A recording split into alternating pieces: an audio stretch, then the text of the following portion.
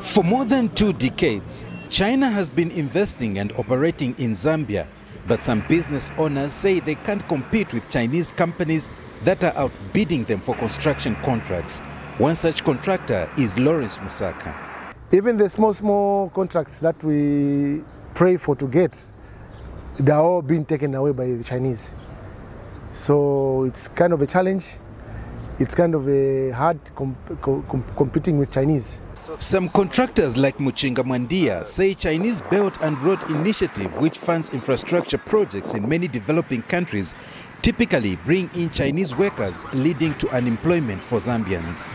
You know, when you're into business, construction business, if you stay for a year without a job, it's not only you, the owner of the company, who's going to suffer.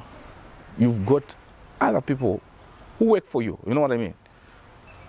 How are you going to pay those people if you're not given a job? The Ministry of Commerce in Zambia says 69% of capital construction projects like roads are going to Chinese firms. And according to the Chinese state-run news outlet Xinhua, those projects have created jobs for locals. But Edgar Siakachoma, the president of Zambia's National Association of Medium and Small-Scale Contractors, says the arrival of Chinese companies has led to the collapse of big Zambian construction firms.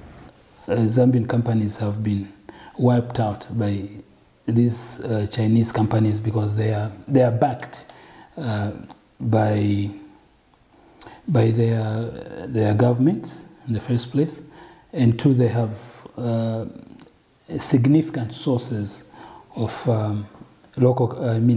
cheap capital, so they can access money and equipment at concessional rates, while the Zambian companies are unable to access such facilities.